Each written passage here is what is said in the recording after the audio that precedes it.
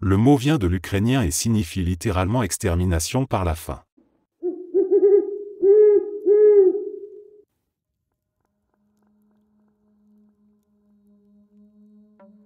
On ne parle pas souvent des guerres civiles au Libéria et en Sierra Leone. Pourtant, ces conflits sont parmi les plus atroces de la fin du XXe siècle. Pendant des années, des enfants ont été enrôlés de force, transformés en soldats malgré leur âge, contraints de commettre des atrocités inimaginables. Certains ont été obligés de tuer leur propre famille sous la menace, afin de couper tout lien affectif et les rendre dépendants de leurs commandants. Beaucoup ont été drogués pour les maintenir dans un état de docilité et de violence permanente. On leur faisait boire du sang humain, on leur apprenait à mutiler, à découper des membres, et parfois même à consommer la chair de leurs victimes.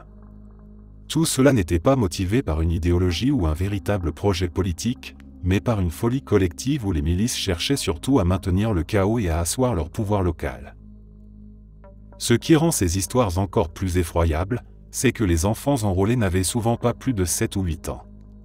À cet âge, ils ne comprenaient même pas la portée de leurs actes, mais ils étaient déjà contraints de torturer et de tuer. Aujourd'hui, ces enfants sont devenus adultes et doivent porter le poids de ce passé. Beaucoup vivent avec un traumatisme profond, tentant de se réintégrer dans une société qui a été elle-même déchirée et détruite par la guerre. Les programmes de réhabilitation ont essayé d'aider ces anciens enfants soldats à retrouver une vie normale, mais comment redevenir un simple citoyen quand on a grandi dans un monde où tuer et survivre étaient les seules règles? Ce qui me frappe le plus, c'est l'absurdité de ces conflits. Contrairement à d'autres guerres civiles qui avaient des idéaux, même corrompus ou mal orientés, celle du Libéria et de la Sierra Leone semblait totalement vide de sens. Il n'y avait pas de cause claire, pas d'objectif à long terme, juste une spirale de violence gratuite. Des milliers de vies ont été brisées, des générations entières traumatisées, et au final, tout cela n'a laissé derrière soi que ruine, pauvreté et douleur. Quand on pense à ces pays aujourd'hui, on oublie trop facilement d'où ils viennent. On voit rarement ces histoires dans les médias, alors qu'elles devraient être racontées encore et encore pour rappeler ce que l'humanité est capable de faire lorsqu'elle sombre dans le chaos. Et surtout pour rappeler que derrière chaque ancien enfant soldat, il y a une personne qui essaie de reconstruire son existence malgré un passé inimaginable.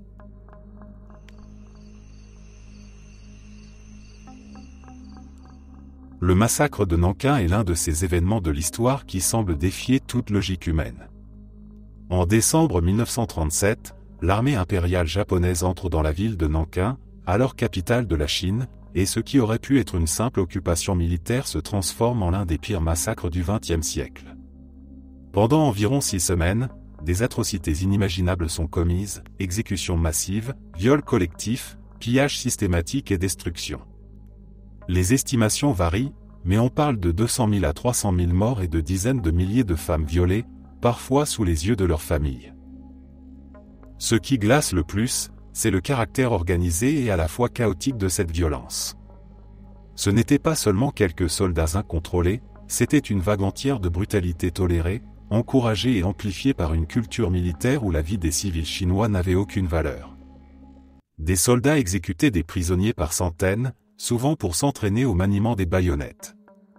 Des concours macabres étaient organisés, comme celui rapporté dans la presse japonaise de l'époque où 2 officiers rivalisaient pour savoir qui tuerait le plus grand nombre de personnes à l'épée. L'horreur devenait spectacle. Le sort des femmes à Nankin reste l'un des aspects les plus insoutenables. Les viols étaient systématiques et souvent accompagnés de tortures.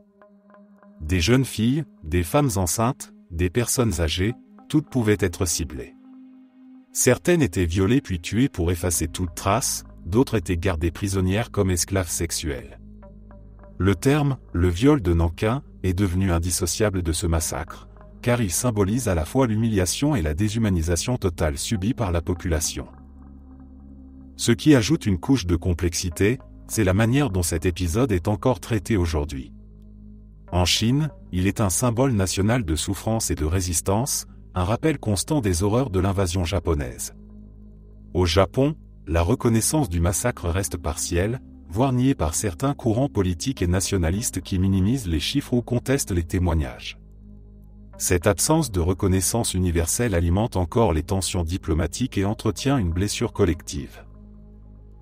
Penser à Nankin, c'est comprendre que la guerre ne détruit pas seulement des infrastructures ou des armées, mais qu'elle libère parfois une brutalité enfouie, une cruauté qui transforme des soldats ordinaires en bourreaux. Les témoins étrangers présents à l'époque, comme certains missionnaires ou diplomates, ont tenté de protéger les civils en créant une zone de sécurité, mais leurs efforts n'ont fait qu'atténuer légèrement l'ampleur des crimes. Le fait qu'il ait fallu des observateurs extérieurs pour documenter ces horreurs souligne à quel point elles étaient inimaginables, même pour une époque marquée par la violence.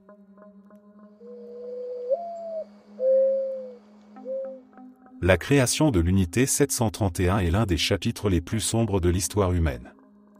Pendant la Seconde Guerre mondiale, cette organisation japonaise a mené des atrocités qui auraient fait hésiter même les nazis. Des expériences sur l'hypothermie, l'anthrax et bien d'autres formes de souffrance inimaginables ont été menées sur des êtres humains vivants, souvent des prisonniers de guerre et des civils en Chine et dans d'autres parties de l'Asie de l'Est. Ce qui rend ce sujet particulièrement dérangeant, c'est que ces actes n'étaient pas de simples excès de violence militaire, mais des programmes systématiques financés et encouragés par l'État impérial japonais. L'unité 731 n'était pas une structure marginale, elle était intégrée dans l'armée, disposait de vastes installations et mobilisait des scientifiques brillants de l'époque.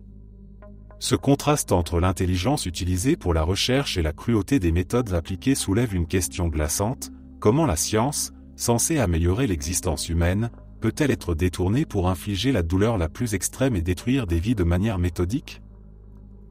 Les expériences elles-mêmes donnent des frissons. Des prisonniers étaient exposés volontairement à des maladies mortelles comme la peste bubonique ou le choléra, puis disséqués vivants pour observer l'évolution de la maladie sans l'interférence d'un traitement. D'autres étaient placés dans des congélateurs ou exposés à des températures glaciales pour étudier la progression des gelures et de l'hypothermie. Certains étaient attachés pour tester des grenades, des lance-flammes ou des armes chimiques. Chaque expérience était consignée avec une précision scientifique, comme si la souffrance humaine n'était rien de plus qu'un simple paramètre dans un tableau de résultats. Ce qui choque encore plus, c'est ce qui s'est passé après la guerre. Alors que les criminels nazis ont été jugés lors des procès de Nuremberg, beaucoup des responsables de l'unité 731 ont échappé à la justice. En échange de leurs données de recherche, certains ont été protégés par les États-Unis qui voyaient un intérêt stratégique à exploiter ces informations pendant la guerre froide. Cette compromission morale est une tâche supplémentaire, car elle démontre que même après de telles atrocités, des considérations politiques pouvaient primer sur la justice pour les victimes. Aujourd'hui, le souvenir de l'unité 731 reste une plaie ouverte, surtout en Chine et en Corée, où la mémoire collective porte encore la douleur de ce génocide scientifique. Pourtant, il y a encore des négationnistes ou des voix au Japon qui minimisent ces crimes. Cette négation rend le traumatisme encore plus lourd, car il ne s'agit pas seulement de reconnaître la mort et la souffrance, mais aussi d'assumer collectivement que des hommes instruits, portant des blouses de chercheurs, ont pu commettre des actes comparables aux pires horreurs de l'humanité.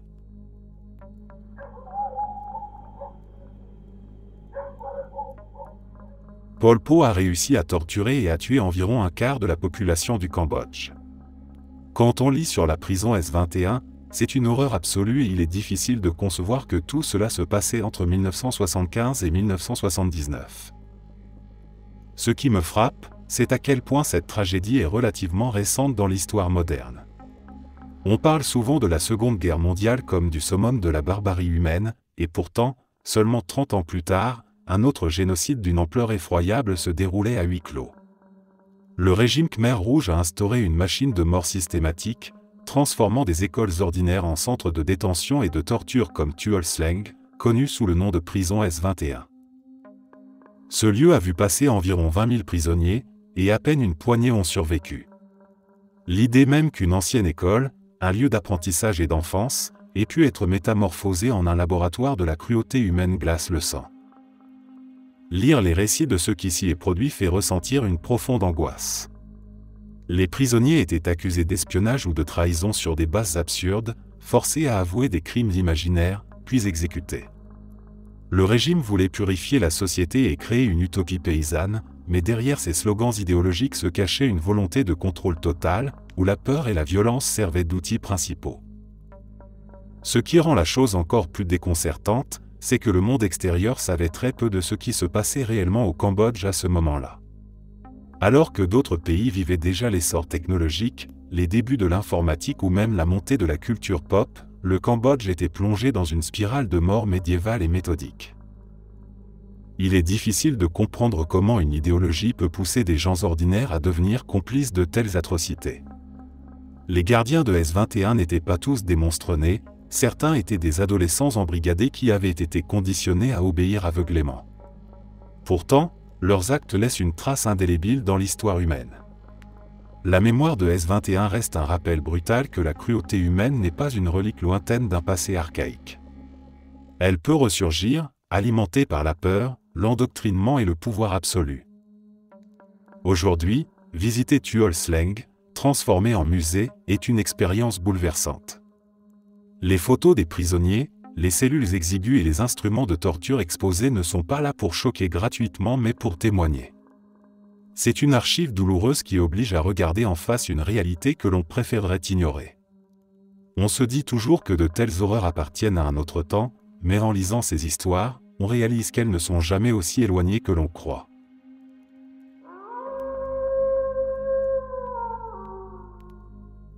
L'asservissement par la dette est une idée qui résonne profondément dans l'imaginaire collectif contemporain.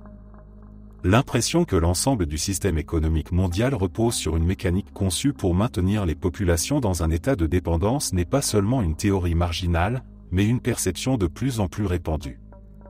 Derrière ce constat, il y a deux grands piliers, la fiscalité et l'inflation, tous deux vécus non pas comme des outils d'organisation sociale mais comme des instruments d'appauvrissement structurel. D'abord, l'impôt sur le revenu. En théorie, il s'agit d'un mécanisme redistributif qui doit financer les services publics, l'éducation, la santé ou les infrastructures. Mais pour une partie importante de la population, il est ressenti comme une ponction injuste, qui réduit chaque mois la capacité à épargner, à investir ou simplement à améliorer sa qualité de vie. Le sentiment d'être taxé pour rester pauvre naît de l'écart entre le poids de l'imposition et l'impression que les bénéfices concrets de cette contribution ne reviennent pas équitablement aux citoyens.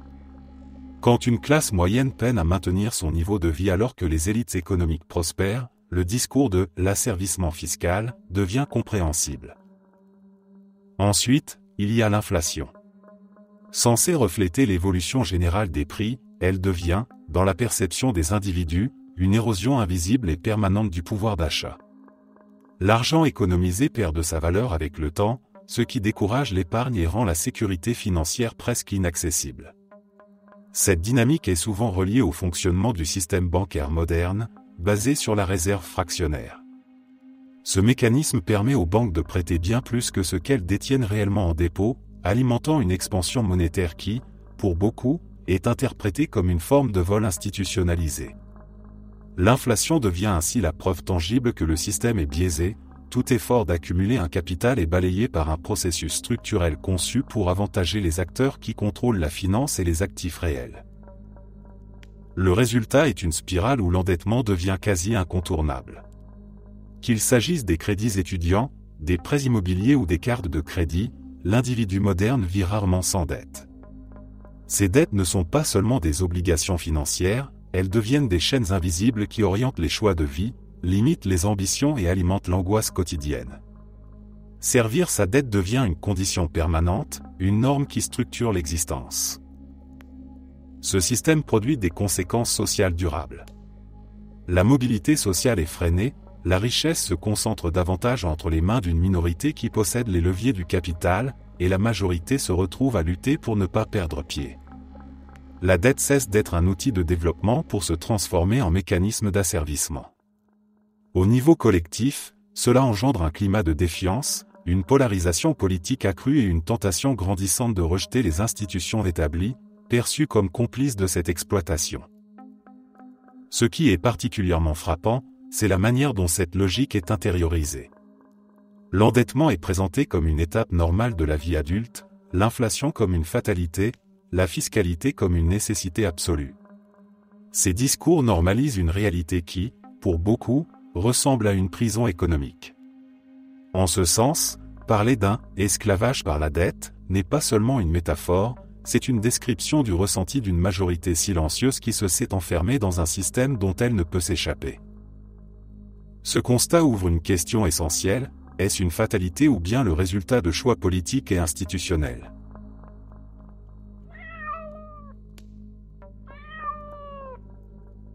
Delenda Carthago, ces mots, répétés par Caton l'Ancien au Sénat romain, résumaient une obsession devenue réalité. La destruction de Carthage par Rome au terme de la Troisième Guerre punique n'est pas seulement un épisode militaire, mais un exemple terrifiant de ce que peut être une guerre d'extermination. Carthage n'était pas une cité insignifiante. C'était une puissance méditerranéenne majeure, une rivale économique et militaire de Rome, une civilisation brillante avec son commerce, sa culture et son rayonnement. En 146 avant Jésus-Christ, Rome a décidé non seulement de la vaincre, mais de l'effacer de la carte. Le récit est glaçant. Après avoir assiégé la ville pendant des mois, les légions romaines ont enfin percé ses défenses. Ce qui suivit fut un massacre systématique qui dura 7 jours entiers. Chaque rue, chaque maison, chaque recoin fut transformé en champ de mort. Les soldats tuaient sans distinction, hommes, femmes, enfants, vieillards, et capturaient les survivants pour les réduire en esclavage. La ville, autrefois prospère et puissante, devint un tombeau. On raconte que les flammes qui la consumèrent illuminèrent la Méditerranée pendant des nuits entières. L'image la plus symbolique, bien que peut-être apocryphe, est celle du sel répandu sur les ruines afin qu'aucune vie ne puisse y renaître. Que cela soit factuellement exact ou non, le geste reste gravé comme une métaphore de l'intention, ne pas seulement vaincre un ennemi, mais le faire disparaître totalement de l'histoire. C'était la guerre totale, poussée à son extrême, une logique où la survie de Rome impliquait l'annihilation complète de l'autre. Comparer la destruction de Carthage à des événements modernes comme le viol de Nankin ou même la Shoah peut sembler choquant, mais il y a un fil rouge. C'est l'idée que des sociétés humaines, dans certaines circonstances, choisissent délibérément d'effacer une population entière, non seulement en tant que force militaire mais en tant que culture et civilisation. Carthage n'a pas simplement été vaincue, elle a été condamnée à l'oubli. Ce qui me frappe, c'est le paradoxe de Rome. On l'admire souvent pour son droit, son architecture, ses routes, ses institutions qui inspirent encore aujourd'hui. Mais derrière cette façade civilisatrice, il y a des actes d'une brutalité sans nom. La grandeur de Rome s'est bâtie aussi sur des massacres, sur des villes rayées de la carte, sur une politique de domination sans pitié. Carthage en est l'exemple le plus extrême, une démonstration que même les civilisations que nous glorifions aujourd'hui ont eu leur part d'horreur et de génocide.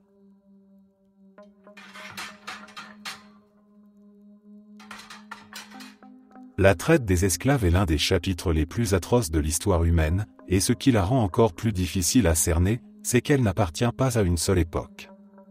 Elle s'étend sur des siècles et sous différentes formes, et chacune a laissé des cicatrices profondes. Qu'il s'agisse de la traite transatlantique organisée par les puissances européennes, de la traite arabe qui dura plus de 1000 ans, ou des systèmes esclavagistes plus anciens encore, tous ont en commun d'avoir transformé des millions d'êtres humains en marchandises. Si on se concentre sur la traite transatlantique, on parle d'environ 12 à 15 millions d'Africains arrachés à leur terre natale et envoyés de force vers les Amériques. Mais ce chiffre brut ne dit pas tout. Beaucoup mouraient avant même de monter sur les navires, pendant les raids ou les marches forcées vers la côte. D'autres mouraient durant la traversée, entassés dans les cales insalubres, privés d'air, de nourriture et d'eau. Chaque personne représentait un investissement, et pourtant, les négriers acceptaient la perte d'une fraction énorme de vie humaine comme un simple coût logistique. Ce qui frappe, c'est la froideur industrielle avec laquelle ces êtres étaient comptés, marqués, vendus et exploités. La traite arabe, moins évoquée dans les débats contemporains, fut elle aussi massive et brutale, même si elle s'étendait sur une durée plus longue. Elle a déporté des millions d'Africains vers le Moyen-Orient, l'Asie et l'océan Indien. Les méthodes différaient parfois, mais la logique restait la même, réduire des personnes en biens échangeables, briser leurs liens sociaux, leur identité et leur liberté. Ce qui est particulièrement monstrueux dans l'esclavage, c'est qu'il ne s'agit pas seulement de violence physique. C'était un système qui déshumanisait totalement ses victimes. Elles n'avaient pas seulement à subir des conditions de travail inhumaines, mais aussi l'interdiction de transmettre leur culture, leur langue, leurs croyances. Elles devenaient des « choses » dans l'esprit de leur maître, et cette déshumanisation systématique a marqué durablement les sociétés, au point que ses effets se font encore sentir aujourd'hui. Il est difficile de choisir une ère de l'esclavage à désigner comme la pire, car chacune d'entre elles est une blessure ouverte. L'esclavage antique servait de pilier à des civilisations entières, la traite arabe a duré plus longtemps que tout autre système, et la traite transatlantique a atteint un niveau d'organisation et de brutalité industrielle qui a laissé une empreinte profonde dans les Amériques. Toutes ces époques convergent vers une vérité commune, l'horreur de réduire un être humain à un outil ou un objet, et de construire des empires, des économies, voire des cultures entières sur cette logique inhumaine. Ce qui rend la traite des esclaves encore plus révoltante, c'est la manière dont elle a été justifiée. On l'a présentée comme un commerce normal, comme une nécessité économique, et souvent habillée de discours pseudo-religieux ou pseudo-scientifiques. Ces rationalisations ne sont pas seulement cyniques, elles montrent à quel point l'humanité peut aller loin dans l'auto-illusion pour normaliser l'inhumain. Léopold II de Belgique reste l'un des exemples les plus monstrueux de ce que peut produire la combinaison du colonialisme et de la cupidité humaine. Il n'a jamais mis officiellement les pieds dans une guerre totale comme les grands conquérants du passé, mais il a transformé le Congo en ce qui était littéralement sa propriété privée. Le Congo Free State n'était pas un État libre comme le nom le suggère, mais une immense entreprise d'exploitation dont Léopold tirait des profits colossaux en caoutchouc et en ivoire, au prix d'un génocide silencieux. Les estimations varient, mais on parle de 10 millions de morts en un peu plus de 2 décennies. C'est une proportion terrifiante de la population congolaise de l'époque. Les méthodes utilisées par ces agents étaient d'une cruauté inimaginable, travail forcé, villages brûlés, mutilation pour terroriser les populations, exécutions sommaires. L'une des images les plus marquantes de cette époque reste celle d'hommes, de femmes et d'enfants dont on coupait les mains pour prouver qu'une balle n'avait pas été gaspillée. Cette pratique résume à elle seule l'inhumanité du système mis en place, des vies humaines réduites à de simples chiffres dans un rapport de rendement. Ce qui rend Léopold II encore plus effrayant, c'est qu'il n'était pas un chef de guerre charismatique galvanisant des troupes. C'était un monarque européen assis dans son palais, entouré d'un vernis de civilisation et de respectabilité, qui gérait son empire colonial comme un homme d'affaires gère une entreprise. Derrière ses salons raffinés à Bruxelles, il dirigeait un système qui dévastait un pays entier, détruisait des millions de vies et laissait derrière lui un traumatisme collectif dont le Congo ne s'est jamais remis. Et le plus cynique, c'est la manière dont il a su manipuler l'opinion internationale. Il se présentait comme un humaniste, un homme de progrès, vantant son projet comme une mission civilisatrice et chrétienne. En réalité, c'était un projet d'enrichissement personnel. Cette hypocrisie ajoute une dimension supplémentaire à son caractère monstrueux. Non seulement il a orchestré des massacres de masse, mais il a réussi à convaincre une partie du monde que c'était pour le bien des populations locales. Aujourd'hui encore, le nom de Léopold II reste associé à ce scandale historique, mais il n'est pas aussi présent dans la mémoire collective mondiale qu'il devrait l'être. Quand on parle des grands crimes de l'histoire, on évoque souvent Gengis Khan, Hitler, Staline, Mao. Pourtant, l'horreur commise au Congo sous le règne de Léopold est de la même ampleur. C'est un rappel brutal que les pires atrocités ne viennent pas toujours de dictateurs ouvertement tyranniques ou de conquérants sanguinaires. Parfois, elles viennent de rois respectables qui exploitent des populations à distance, sans jamais se salir les mains directement, mais en laissant derrière eux des millions de cadavres et un héritage de souffrances qui traverse encore les générations.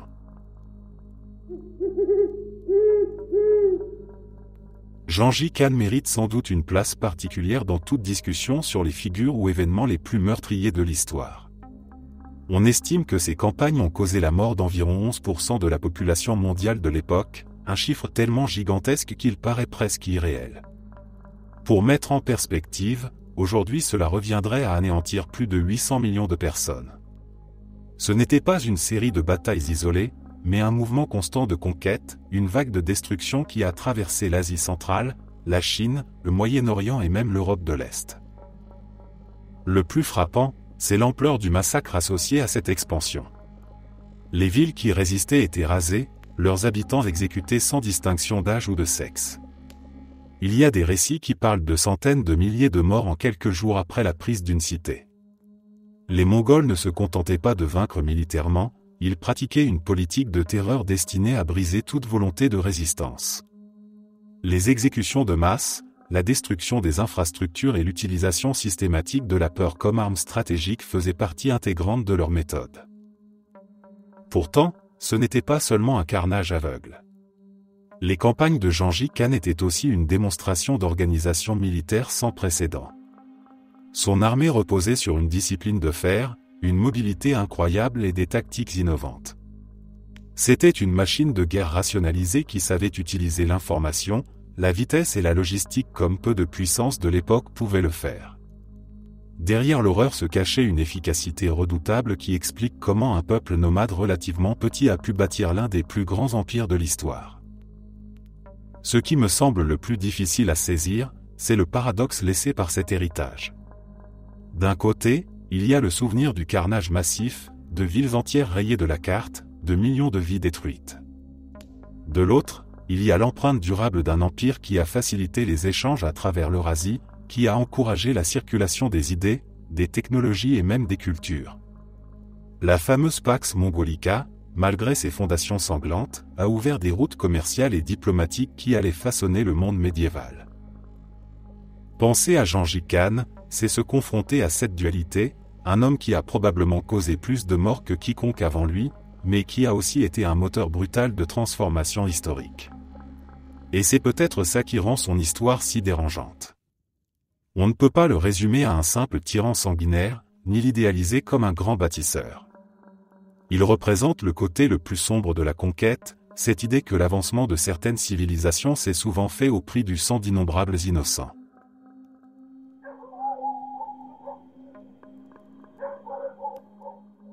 La Première Guerre mondiale est souvent évoquée, mais on sous-estime encore à quel point elle fut un événement monstrueux dans l'histoire humaine. Un de mes professeurs l'avait surnommé « le hachoir à viande », et avec du recul, cette expression paraît tristement juste. Des millions de jeunes hommes ont été envoyés sur le front, coincés dans des tranchées boueuses où la mort les guettait à chaque instant, parfois pour gagner quelques mètres de terrain seulement. C'était une guerre d'attrition, où l'objectif principal semblait être de sacrifier le plus de vies possible pour épuiser l'ennemi. Ce qui rend cette guerre particulièrement effroyable, c'est son caractère expérimental. Les armées testaient de nouvelles armes, de nouvelles méthodes de destruction, sans se soucier des conséquences humaines. Mitrailleuses, gaz toxiques, artillerie lourde, barbelés, lance-flammes, tanks, tous ces instruments modernes ont transformé les champs de bataille en laboratoires de mort. Les soldats n'étaient plus vus comme des individus, mais comme des rouages sacrifiables dans une machine gigantesque qui cherchait à optimiser la manière de tuer. On a littéralement utilisé une génération entière comme cobaye pour perfectionner l'art de la guerre industrielle. Les survivants, eux, sont revenus brisés. Beaucoup portaient des blessures physiques atroces, d'autres souffraient de ce qu'on appelait à l'époque le « shell shock », ce qu'on reconnaît aujourd'hui comme un stress post-traumatique profond. Les hurlements dans les tranchées, l'odeur des cadavres en décomposition, les nuits passées dans la boue au milieu des rats, ce sont des souvenirs qui ne s'effacent jamais. Le traumatisme collectif a été si fort qu'il continue encore d'influencer notre rapport à la guerre, à la politique et à la société. Et c'est là que cette guerre apparaît comme une transition brutale vers le XXe siècle. Elle a brisé les illusions d'un monde qui croyait encore au progrès ininterrompu, à la rationalité et à la civilisation. Elle a ouvert la porte aux idéologies extrêmes, aux bouleversements politiques et sociaux, et finalement à une autre guerre mondiale encore plus dévastatrice. Quand on dit que nous vivons toujours dans l'ombre de la Première Guerre mondiale, ce n'est pas une exagération. Les frontières, les alliances, les tensions, les traumatismes collectifs, tout cela nous poursuit encore aujourd'hui. Ce conflit n'a pas seulement détruit des vies, il a cassé une certaine idée de l'humanité. Et c'est pour ça qu'on devrait s'en souvenir autrement que par les dates dans les manuels. C'était bien plus qu'un affrontement militaire, c'était un abattoir à ciel ouvert où une génération entière a été sacrifiée pour démontrer l'efficacité de la violence moderne.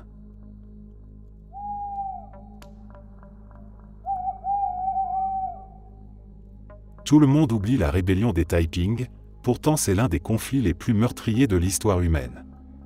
Au milieu du XIXe siècle, un homme nommé Hong Xiuquan, qui se présentait comme le frère cadet de Jésus-Christ, a déclenché une guerre civile en Chine qui allait coûter la vie à plus de 30 millions de personnes. Ce chiffre dépasse largement de nombreux conflits dont on parle beaucoup plus souvent, y compris la Première Guerre mondiale. Et pourtant, dans les discussions historiques, la rébellion des Taiping reste en marge, presque effacée de la mémoire collective en dehors de la Chine. Ce qui rend cette histoire fascinante et effrayante, c'est le mélange d'idéologies religieuses et de contextes politiques explosifs. Hong Xiuquan, après avoir échoué plusieurs fois aux examens impériaux, affirme avoir reçu des visions divines. Il se persuade qu'il est investi d'une mission sacrée, renverser la dynastie Qing et instaurer un nouveau royaume basé sur sa propre interprétation du christianisme. Sa vision n'était pas une simple réforme spirituelle, mais un projet politique radical qui combinait des éléments de messianisme religieux, de proto-communisme et de rejet de la tradition confucéenne. À une époque où la Chine était affaiblie par la corruption interne et les humiliations infligées par les puissances coloniales après la guerre de l'opium, son discours attire des foules immenses. Le mouvement Taiping prend rapidement de l'ampleur et se transforme en une véritable armée révolutionnaire. Ce qui commence comme une secte se mue en une guerre civile totale. Des villes entières changent de camp, des millions de paysans rejoignent la cause, et la violence s'installe à une échelle massive. Le conflit est marqué par une brutalité indescriptible. Les forces Taiping commettent des massacres contre les populations loyales au Qing, et l'armée impériale, en retour, exerce une répression tout aussi impitoyable. Les sièges de villes provoquent des famines, les champs sont brûlés, et les civils se retrouvent piégés entre deux feux. Les batailles ne se comptent plus en milliers de morts mais en centaines de milliers.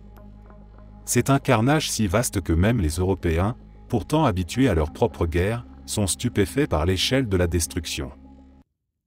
La rébellion des Taiping n'a pas seulement été un bain de sang, elle a aussi bouleversé l'histoire de la Chine. Elle a affaibli durablement la dynastie Qing, qui a dû s'appuyer sur des chefs militaires locaux et étrangers pour reprendre le contrôle, ce qui a contribué à fragmenter encore davantage le pays. Elle a aussi montré que les idéologies messianiques peuvent transformer des frustrations sociales et politiques en mouvements apocalyptiques capables de ravager un empire.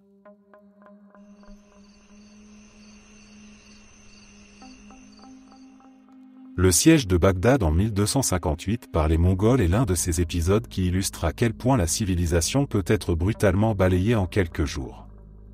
À l'époque, Bagdad n'était pas seulement une capitale politique, c'était l'un des centres intellectuels, culturels et scientifiques les plus avancés du monde islamique. La maison de la sagesse abritait des milliers de manuscrits, des connaissances accumulées depuis des siècles dans des domaines allant des mathématiques à l'astronomie en passant par la médecine et la philosophie.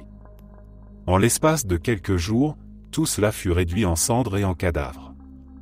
On dit que le Tigre devint noir de l'encre des livres jetés dans le fleuve et jaune de la graisse humaine fondue sous la chaleur des corps brûlés. La brutalité du siège fut telle qu'environ 1 million de personnes furent massacrées, un chiffre presque inconcevable pour l'époque et qui témoigne de l'ampleur de la destruction. Les récits rapportent des rues remplies de cadavres, des maisons pillées, et une ville entière transformée en champ de ruines. Les Mongols, dirigés par Hulagu Khan, ne se contentèrent pas de vaincre militairement la cité, ils voulurent annihiler son âme, effacer son statut de phare intellectuel et spirituel. L'imam, les savants, les poètes, les médecins, les philosophes, presque toute l'élite fut exécutée. C'était plus qu'une conquête, c'était une tentative d'effacement culturel. Ce qui rend ce moment encore plus tragique, c'est la symbolique de Bagdad à cette époque. La ville représentait le raffinement et la prospérité d'un empire qui, malgré ses faiblesses politiques, demeurait un centre rayonnant. La chute brutale et sanglante de cette capitale fut perçue comme la fin d'un âge d'or. Beaucoup d'historiens considèrent cet événement comme l'un des tournants majeurs du Moyen-Orient, un choc dont le monde islamique ne s'est jamais totalement remis. Les descriptions, parfois hyperboliques, insistent sur l'horreur sensorielle, les fleuves souillés d'encre et de sang, l'odeur de chair brûlée, les flammes qui engloutissaient les bibliothèques. Même si certaines de ces images sont probablement amplifiées par la tradition et le traumatisme, elles servent à souligner une réalité indiscutable, une grande partie du savoir accumulé pendant des siècles fut perdue, irrémédiablement détruite. C'est une vision qui hante encore l'imaginaire collectif, un rappel que la barbarie peut anéantir en quelques jours ce que des générations avaient construit avec patience. Le siège de Bagdad n'est pas seulement une histoire de conquête militaire, c'est aussi un avertissement sur la fragilité de la civilisation. Les bibliothèques les plus riches, les centres de pouvoir les plus brillants, les sociétés les plus cultivées peuvent être balayées par une vague de violence et de destruction. On aime penser que le progrès est linéaire et que le savoir s'accumule toujours, mais cet épisode rappelle que le progrès peut aussi régresser brutalement, que la lumière peut être éteinte, et qu'il suffit de quelques jours de feu et de sang pour faire basculer une ère entière dans l'obscurité.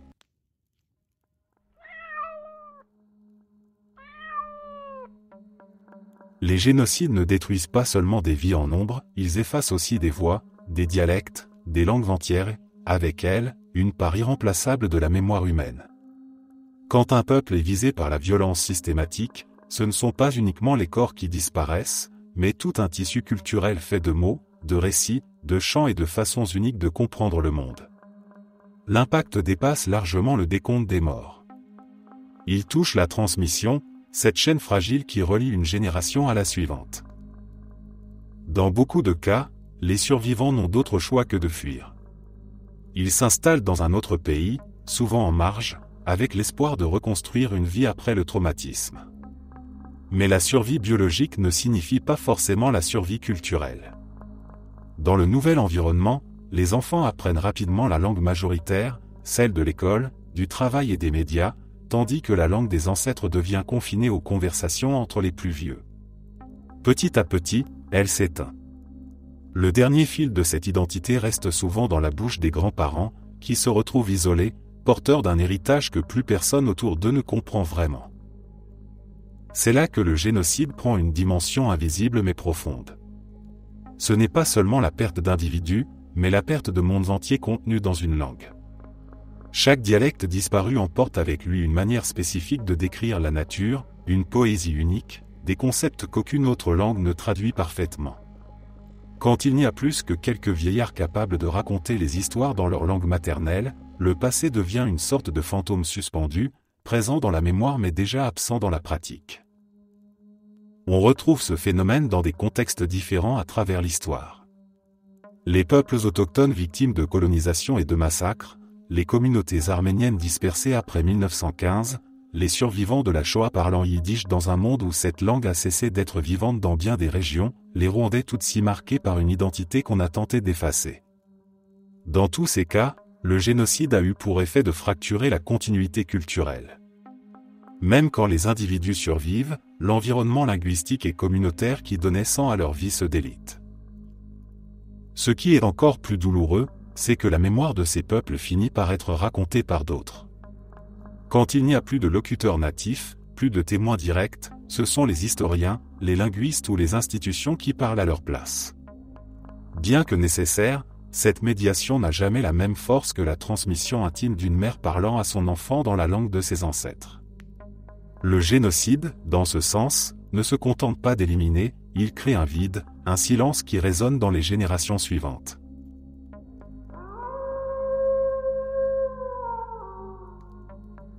Les actes commis par les Oustachis en Croatie et par les Khmers rouges au Cambodge sont parmi les exemples les plus effroyables de ce que l'être humain peut infliger à ses semblables. Quand on connaît un peu l'histoire de ces deux organisations, on comprend qu'il n'y a presque rien à ajouter. Les détails sont si monstrueux qu'ils dépassent la simple cruauté. Ce n'est pas seulement la volonté de tuer qui marque ces régimes, mais la manière d'inventer des pratiques de torture, d'humiliation et de destruction qui semblent avoir pour but non seulement de supprimer la vie, mais de nier toute dignité humaine avant même la mort. L'Ustaša, mouvement fasciste croate allié aux nazis pendant la Seconde Guerre mondiale, a bâti des camps de concentration comme celui de Jasenovac.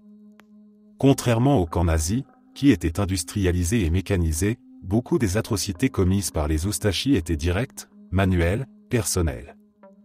Les bourreaux utilisaient des couteaux, des marteaux, parfois même des outils agricoles pour massacrer leurs victimes serbes, juives et roms.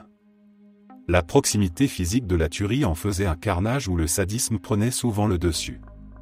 On retrouve des récits glaçants de concours entre gardiens pour savoir qui pourrait égorger le plus de prisonniers en une seule nuit. À des milliers de kilomètres et quelques décennies plus tard, les Khmers rouges dirigés par Pol Pot ont instauré une autre forme d'enfer. Leur projet d'ingénierie sociale consistait à effacer toute trace de modernité et à ramener le pays à une société agraire idéale. Cela a signifié l'extermination de tous ceux qui représentaient l'éducation, l'urbanité ou même simplement la différence. Porteurs des lunettes suffisaient parfois pour être accusés d'intellectualisme et exécutés. Les prisons comme S21 étaient des lieux où la torture n'avait pas seulement pour but de punir, mais de briser l'esprit, d'arracher des aveux absurdes, d'écraser l'individu jusqu'à le réduire à un simple objet avant sa mise à mort. Ce qui relie ces deux régimes, malgré les différences culturelles et temporelles, c'est l'extrême déshumanisation. Les victimes n'étaient plus vues comme des êtres humains, mais comme des obstacles, des parasites, des ennemis abstraits d'un projet idéologique. Une fois que cette frontière morale est franchie, tout devient possible, et ce tout prend la forme des pires inventions de la cruauté humaine. Les témoignages, les vestiges et les récits qui nous parviennent ne se lisent pas comme de simples pages d'histoire, mais comme des blessures ouvertes qui continuent de hanter la mémoire collective. On ressort toujours mal à l'aise après avoir exploré ce genre de récit, parce que cela force à regarder l'humanité sans filtre, dans ce qu'elle a de plus sombre. On aime se dire que ce sont des monstres isolés qui commettent de telles horreurs, mais la réalité est plus dérangeante, ces atrocités ont été rendues possibles par des foules, par des structures, par des institutions entières qui ont accepté, obéi ou participé. C'est peut-être la partie la plus insupportable, car elle brise l'illusion confortable que de tels actes sont exceptionnels et impossibles à reproduire.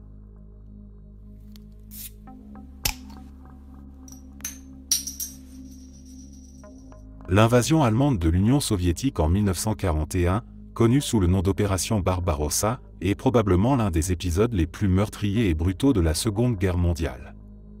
On parle souvent du front de lait comme du théâtre le plus sanglant du conflit, et ce n'est pas un hasard. En quelques années seulement, plus de 20 millions de civils soviétiques ont perdu la vie, victimes à la fois des combats, de la famine organisée, des exécutions de masse et des politiques d'occupation d'une cruauté presque inimaginable.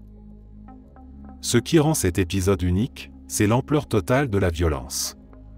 Dès le départ, l'objectif nazi n'était pas seulement militaire. Il s'agissait d'une guerre d'extermination. Hitler et son entourage considéraient les Slaves comme des sous-hommes et voyaient dans les vastes terres de l'Union soviétique un espace vital à coloniser au prix de la destruction de la population locale. Cela signifiait que les civils n'étaient pas des victimes collatérales, mais des cibles intentionnelles. Les Einsatzgruppen, des unités mobiles, suivaient l'armée régulière et massacraient systématiquement les juifs, les communistes, les intellectuels et tous ceux jugés indésirables. La politique de la terre brûlée et la famine furent utilisées comme armes. Le siège de Leningrad est l'un des exemples les plus connus, avec près d'1 million de morts dus à la faim, au froid et au bombardement. Dans d'autres régions, les récoltes étaient confisquées ou détruites, laissant des villages entiers mourir de malnutrition.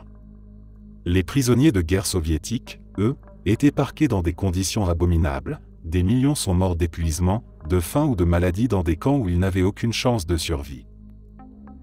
La brutalité des combats eux-mêmes a ajouté à ce carnage. Chaque avancée, chaque retrait se faisait au prix de dizaines de milliers de vies. Des villes entières étaient rasées, et les civils se retrouvaient pris au piège entre deux armées impitoyables.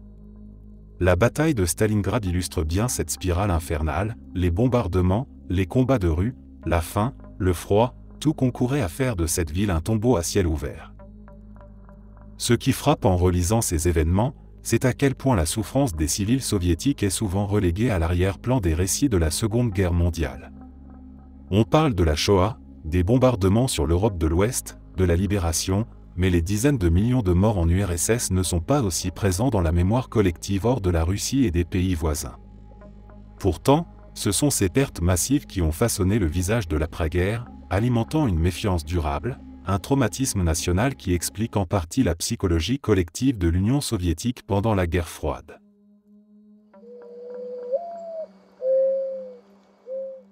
L'extermination presque totale du bison en Amérique du Nord au XIXe siècle est un exemple frappant de la manière dont la destruction d'une espèce animale peut devenir une arme de guerre et de domination. Avant l'arrivée massive des colons et l'expansion vers l'ouest, les plaines grouillaient de bisons, avec une population estimée entre 30 et 60 millions d'individus. En l'espace de quelques décennies, ce chiffre s'est effondré à quelques centaines seulement. Ce n'était pas un simple accident écologique lié à la chasse ou à l'exploitation économique, c'était en grande partie une politique délibérée visant à affaiblir les peuples autochtones et à les forcer à abandonner leur mode de vie. Pour de nombreuses nations amérindiennes, le bison n'était pas seulement une ressource alimentaire. C'était une base culturelle, spirituelle et matérielle. Chaque partie de l'animal trouvait un usage, la viande pour se nourrir, la peau pour les vêtements et les tipis, les os pour les outils, les tendons pour les arcs. Le bison représentait un lien profond entre l'homme et la nature, un équilibre qui permettait à des sociétés entières de prospérer dans les grandes plaines. En détruisant le bison, les colons et l'armée américaine visaient directement le cœur de ces cultures. La chasse industrielle qui s'est développée dans les années 1800 a pris des proportions effrayantes. Des chasseurs tuaient des milliers d'animaux non pas pour se nourrir, mais pour prélever uniquement la peau ou parfois même seulement la langue, laissant des carcasses entières pourrir au soleil. Les cadavres s'entassaient par dizaines de milliers, et les rails des chemins de fer étaient bordés de montagnes de crânes blanchis. Cette hécatombe n'était pas simplement motivée par le commerce, elle répondait à un calcul stratégique. Sans bison, les tribus des plaines n'auraient plus les moyens de résister à l'avancée coloniale et seraient contraintes d'accepter la dépendance et la misère des réserves. Les conséquences ont été catastrophiques. Privés de leur principale source de subsistance, des milliers d'autochtones sont morts de faim et de maladie. Ceux qui ont survécu ont vu leur mode de vie anéanti. Les tipis se sont effondrés faute de peau, les rituels liés au bison se sont tus, et les traditions transmises autour de la chasse et de la préparation de l'animal ont disparu. L'extermination du bison n'était pas seulement écologique, c'était culturel et existentiel.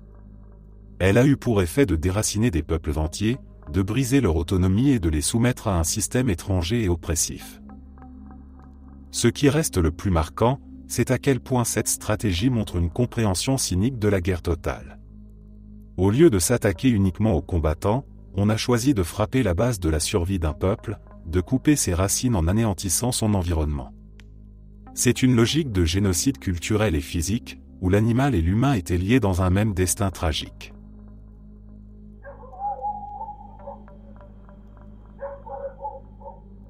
Entre 1932 et 1945, l'armée impériale japonaise a mis en place un système d'esclavage sexuel qui a réduit des dizaines, voire des centaines de milliers de femmes à l'état de femmes de réconfort. Originaires de Corée, de Chine, des Philippines, mais aussi de pays occupés comme l'Indonésie ou la Malaisie, ces femmes ont été arrachées à leurs familles ou trompées par de fausses promesses de travail avant d'être envoyées de force dans des bordels militaires. Là, elles ont été contraintes à subir quotidiennement des viols répétés par des soldats, dans des conditions si inhumaines que beaucoup en sont mortes d'infection, de violence ou de désespoir. Ce système n'était pas un phénomène marginal ou accidentel, mais une organisation délibérée, pensée pour encadrer les besoins sexuels des soldats, tout en empêchant la propagation de maladies et en maintenant la discipline militaire. Mais derrière cette rationalisation bureaucratique, il n'y avait que la souffrance et l'humiliation. Les survivantes décrivent des viols incessants, parfois 20 à 30 fois par jour, l'impossibilité d'échapper, la honte imposée, et l'effacement de toute dignité humaine. Pour beaucoup, la guerre ne s'est jamais terminée, elles sont sorties de cette épreuve brisées physiquement, incapables d'avoir des enfants, et marquées psychologiquement par une douleur qu'aucune réparation n'a pu apaiser. Le plus déroutant est ce qui s'est passé après la guerre. Alors que le monde découvrait les crimes nazis et jugeait les responsables à Nuremberg, la question des femmes de réconfort a été largement occultée. Beaucoup de survivantes ont vécu dans le silence, rongées par la honte et le stigmate social, dans des sociétés où parler de viol était encore tabou. Pendant des décennies, leurs voix sont restées étouffées.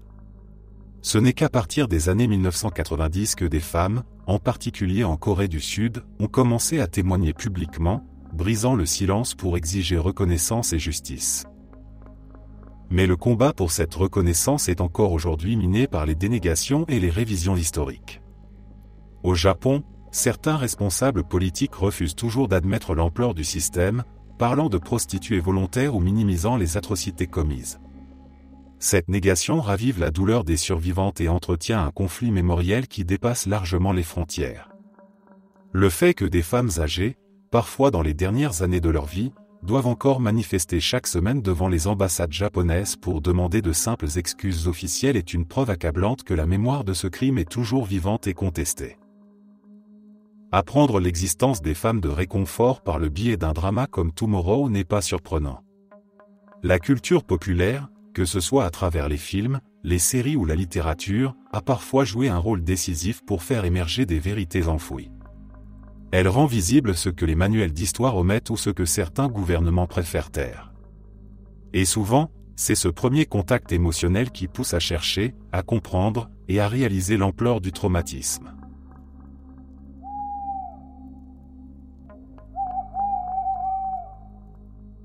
La Grande Famine chinoise, survenue entre 1958 et 1962 durant le « Grand bond en avant » de Mao Zedong, est souvent considérée comme la catastrophe la plus meurtrière de l'histoire enregistrée.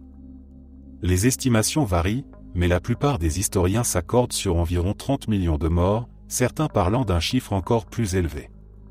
Derrière ces statistiques effroyables, il y a une combinaison d'idéologies, de politiques absurdes et d'une répression impitoyable qui ont transformé une famine naturelle en un désastre politique et humain sans précédent. Ce qui rend cette tragédie unique, c'est son origine. Contrairement à d'autres famines provoquées par des catastrophes naturelles, celle-ci a été largement déclenchée par les choix du Parti communiste. Le grand bond en avant visait à propulser la Chine vers la modernité en collectivisant l'agriculture et en poussant à une industrialisation massive. Les campagnes furent réorganisées en communes populaires, où les décisions étaient prises de manière centralisée, sans tenir compte des réalités locales. Les paysans étaient contraints de travailler dans des projets absurdes, comme la construction de hauts fourneaux improvisés pour produire de l'acier, tandis que les champs restaient à l'abandon. La propagande et la peur ont aggravé la situation. Les responsables locaux, craignant la colère de leurs supérieurs, falsifiaient les chiffres de récolte. On déclarait des rendements faramineux qui n'existaient pas, et ces rapports truqués conduisaient le gouvernement à prélever des quantités irréalistes de grains pour l'État et pour l'exportation. Pendant ce temps, les villages mouraient de faim. Ceux qui osaient protester ou simplement cacher un peu de nourriture risquaient d'être battus, emprisonnés ou exécutés comme ennemis du peuple. Les récits des survivants révèlent une souffrance inhumaine. Des familles entières périssaient dans les campagnes. Le cannibalisme, bien que tabou, est documenté dans certaines régions, preuve du degré de désespoir auquel les gens étaient réduits. Des villages entiers disparaissaient, non pas à cause d'une sécheresse incontrôlable ou d'une invasion étrangère, mais à cause d'une politique imposée par leur propre gouvernement. Ce qui choque encore davantage, c'est l'ampleur du silence qui a entouré cette famine pendant des décennies. La Chine officielle a longtemps minimisé ou nié les faits, préférant mettre en avant les succès du parti plutôt que d'assumer cette responsabilité. Ce n'est que tardivement que les historiens ont pu reconstituer l'ampleur du désastre, à travers des archives locales, des témoignages et des recherches indépendantes.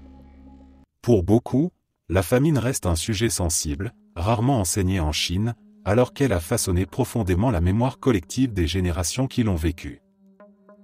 La Grande Famine n'est pas seulement un épisode tragique de l'histoire chinoise. Elle illustre jusqu'où peut aller un régime lorsqu'il met l'idéologie et la peur au-dessus de la réalité humaine.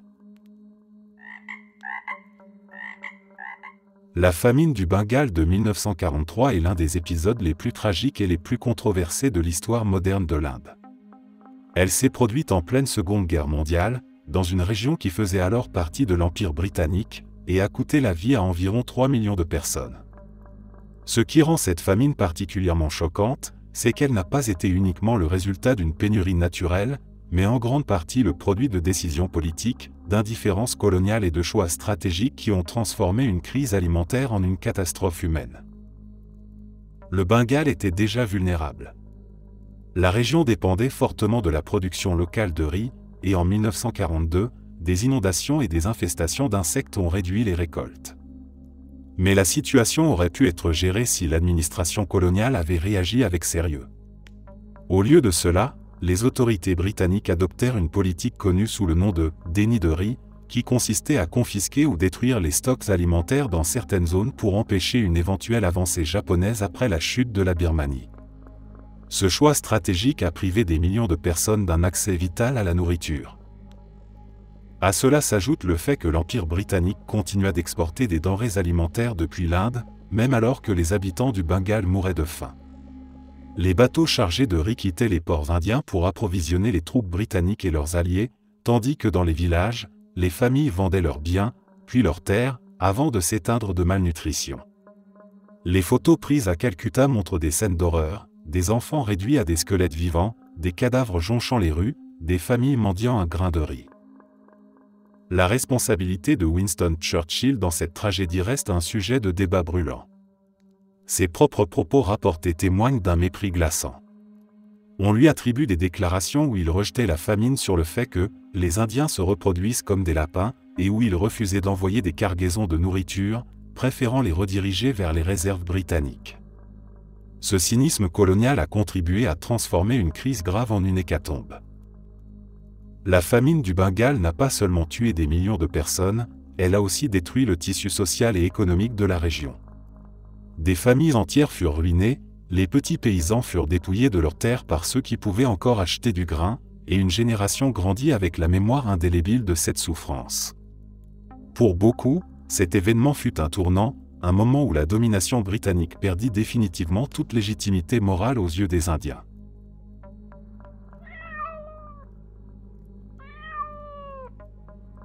Il existe beaucoup de réponses possibles à cette question, principalement parce que les êtres humains commettent souvent des atrocités les uns envers les autres. Pourtant, l'exemple qui me vient immédiatement à l'esprit est celui du génocide rwandais. Ce massacre a commencé le 7 avril 1994 et a duré environ 100 jours. Les tensions entre les groupes ethniques, les Hutus, les Tutsis et les Twa, existaient depuis l'époque de la colonisation belge et avaient déjà provoqué plusieurs conflits par le passé. Lorsque l'avion transportant le président Hutu Juvenal Habyarimana fut abattu, les extrémistes Hutus, qui avaient été nourris pendant des années par une propagande ultranationaliste et raciste et qui s'étaient préparés en silence, déclenchèrent la violence à grande échelle. Ils se mirent à traquer leurs voisins Tutsis, leurs collègues et parfois même leurs amis, pour les exécuter sans pitié. Il n'y avait ni camp de concentration ni simulacre de procès. Il n'y avait pas de guerre qui aurait pu masquer l'horreur. Les victimes étaient simplement arrêtées dans la rue, sorties de leur maison ou de leur voiture, puis massacrées à la machette. Les Twa, en majorité des paysans vivant de leurs terres, virent leurs maisons et leurs champs incendiés.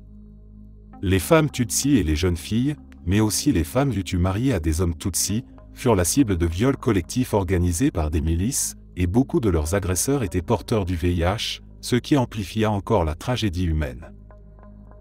À la fin de ces 100 jours de massacre, près de 600 000 personnes avaient été tuées et 2 millions d'autres durent fuir leur foyer. L'espérance de vie dans le pays s'effondra brutalement et des générations entières furent marquées par la douleur et la perte. Dans les années qui suivirent, le Rwanda dut se reconstruire sur les ruines de cette catastrophe.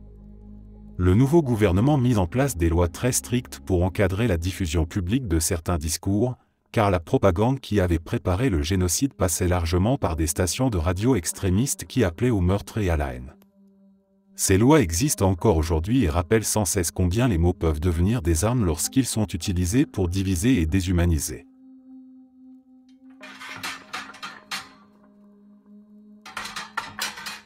Il y a sans doute eu des horreurs pires dans l'histoire, mais pour moi ce qui reste le plus marquant, c'est ce que j'ai vu de mes propres yeux avec l'État islamique. J'ai été témoin direct des atrocités commises par leurs combattants, et ce souvenir ne me quitte jamais. Depuis les hauteurs d'un poste d'observation, j'avais une vue d'ensemble sur les exécutions publiques qui se déroulaient presque chaque jour.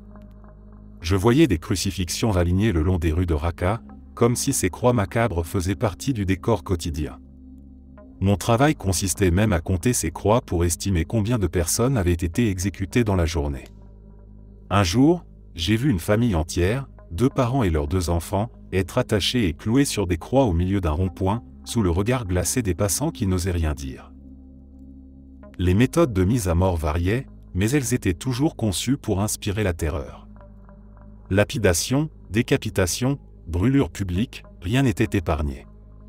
Les enfants y assistaient malgré eux, grandissant dans un univers où la mort servait de spectacle. Et il y avait aussi l'horreur des enlèvements. J'ai perdu le compte des fois où j'ai vu de jeunes filles yézidis arrachées à leur famille pour être offertes comme épouses à des combattants étrangers. Elles étaient encore des enfants, et on savait très bien ce qui allait leur arriver après. La pire atrocité à laquelle j'ai assisté était une méthode qu'ils appelaient le hiluxing.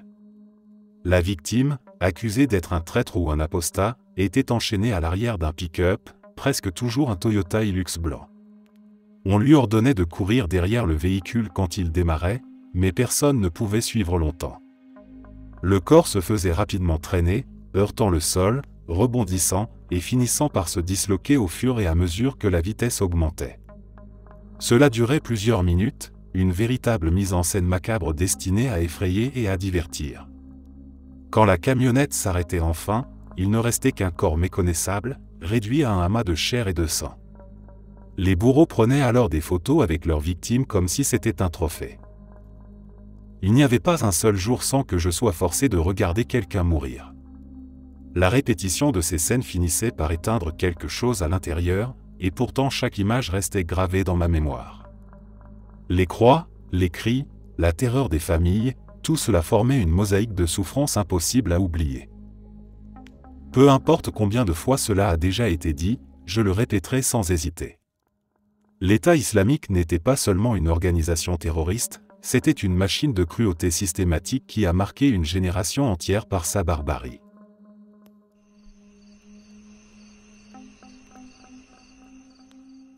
Il est difficile de désigner une seule atrocité comme la pire, car beaucoup d'entre elles sont terribles, mais chacune l'est d'une manière différente.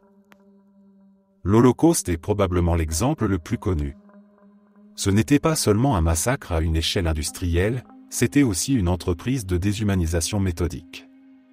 Les camps de concentration et d'extermination représentaient une organisation monstrueuse où l'efficacité était mise au service de la mort.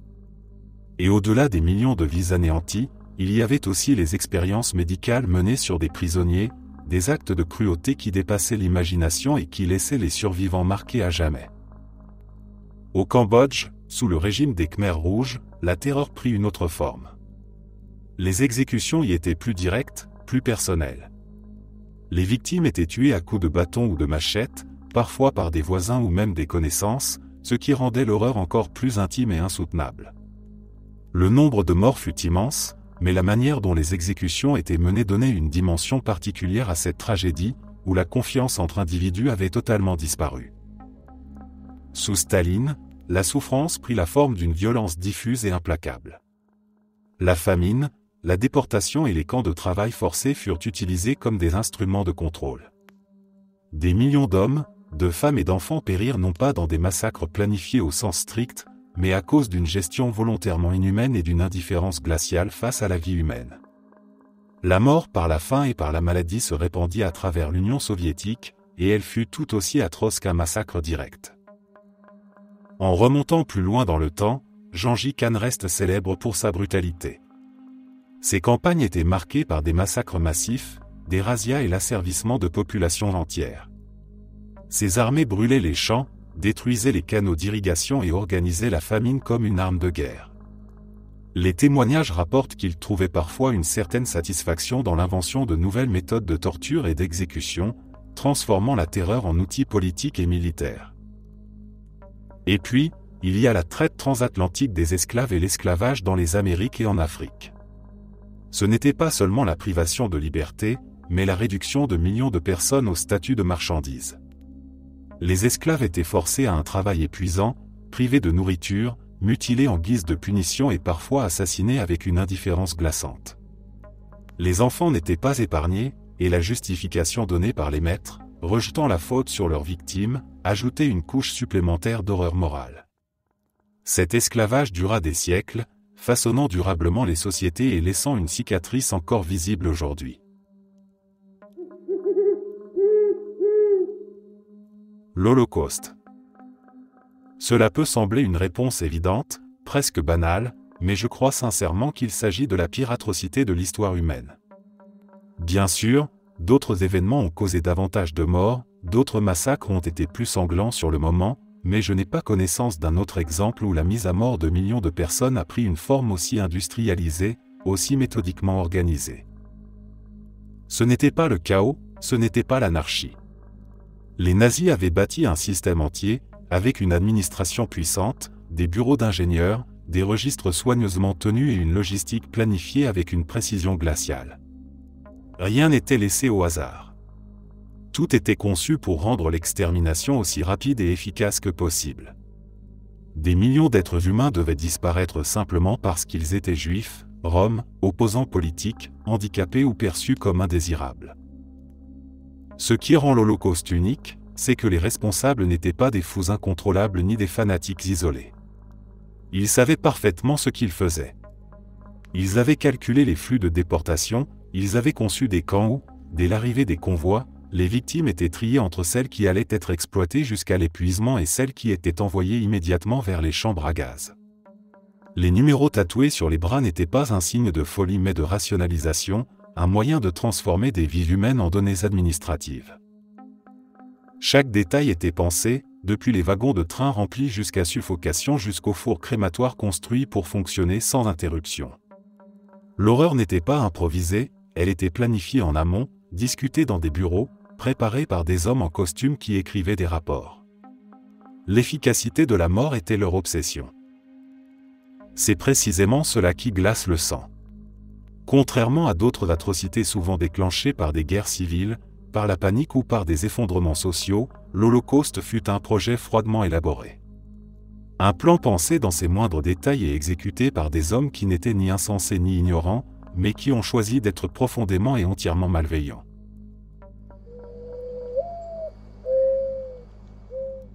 Le Holodomor est l'un de ces événements historiques dont on entend rarement le nom. C'est une tragédie qui s'est déroulée en Ukraine au début des années 1930, au cœur de l'Union soviétique dirigée par Staline. Le mot vient de l'ukrainien et signifie littéralement extermination par la faim. Et c'est bien ce que c'était, une famine artificielle, provoquée par les politiques du régime. À l'époque, l'URSS avait lancé une politique de collectivisation forcée de l'agriculture. Les terres, le bétail, les récoltes, tout devait être confisqué au profit de l'État. Pour l'Ukraine, qui était une région agricole fertile, cela a été une catastrophe. Les paysans ont vu leurs grains saisis, leurs villages encerclés et leurs réserves pillées. Le régime imposait des quotas irréalistes de production et, lorsque ces objectifs n'étaient pas atteints, les représailles étaient brutales. Les villages pouvaient être mis sur « liste noire », ce qui signifiait qu'aucune aide ne leur serait envoyée et qu'ils seraient condamnés à mourir de faim. Ce n'était pas une famine naturelle, comme une sécheresse ou une épidémie. C'était une famine planifiée et entretenue par des décisions politiques. Les frontières internes étaient fermées pour empêcher les paysans de fuir vers les villes, et même les voyageurs étaient fouillés pour s'assurer qu'ils ne transportaient pas de nourriture. Le résultat fut l'un des pires désastres humanitaires du XXe siècle. On estime que 3 à 4 millions de personnes sont mortes en Ukraine, parfois dans des conditions effroyables. Les récits de survivants parlent de familles entières réduites à manger de l'herbe, de l'écorce, voire de recourir au cannibalisme pour survivre. Ce qui rend le Holodomor encore plus choquant, c'est qu'il ne s'agissait pas seulement d'une conséquence indirecte de la mauvaise gestion économique. Beaucoup d'historiens considèrent qu'il y avait une dimension intentionnelle, presque génocidaire. L'Ukraine avait une identité nationale forte, une culture distincte, et Staline voyait cela comme une menace pour l'unité soviétique. En affamant la population, il brisait la résistance et détruisait le tissu social de la région. Pendant longtemps, cet épisode a été passé sous silence, minimisé ou nié. Ce n'est que des décennies plus tard que le monde a commencé à en parler ouvertement. Aujourd'hui, plusieurs pays reconnaissent le Holodomor comme un génocide, tandis que d'autres préfèrent le classer comme une conséquence tragique mais non intentionnelle des politiques staliniennes. Mais au-delà des débats terminologiques, ce qui compte, c'est la mémoire de millions de victimes mortes dans l'indifférence et le silence. Merci d'être resté jusqu'à la fin. N'oubliez pas d'aimer la vidéo, de vous abonner et de partager vos propres histoires en commentaire. On se retrouve demain à la même heure devant ce feu.